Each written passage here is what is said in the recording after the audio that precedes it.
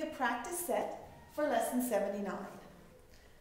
A gives us the formula area equals length times width and asks us to solve for the width. So what we do is we start with the formula area equals length times width, and we want to get W, or we want to get length away. So we divide both sides by the length, and we get W, which is equal to area over length. We want to put W first in the equation, so we want to just kind of flip those around to have W equals A divide L. It asked for words to describe it. The words are, to find the width of a rectangle, divide the area by its length. For B, we were given the formula P equals A plus B plus C, and we were asked to get A by itself. To get A by itself, we subtract B and subtract C from both sides of the equal sign. To get A by itself, which is equal to P minus B minus C.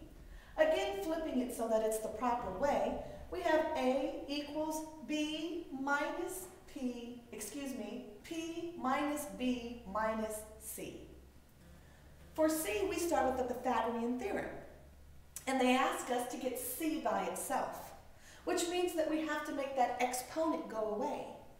Remembering that the exponent goes away by taking the square root of both sides, I take the square root of this side, I take the square root of this side, and the two cancel the square root symbol, leaving C by itself.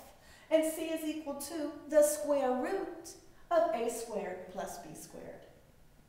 For the letter D, we start with the formula perimeter equals 2 times the length plus 2 times the width.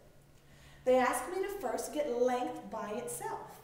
So I get length by itself by subtracting 2W from both sides of the equal sign first. To get 2 times the length equals the perimeter minus 2 times the width.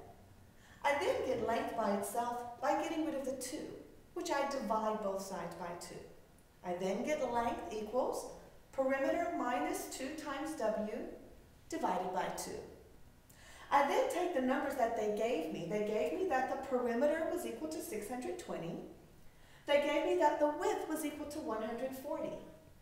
So I took those two numbers and plugged them into the formula and did the calculation. 2 times 140 is 280.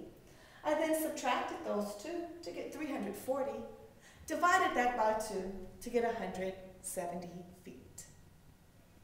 Now let's move into the practice lesson that have the asterisk, the written practice that have the asterisk next to it.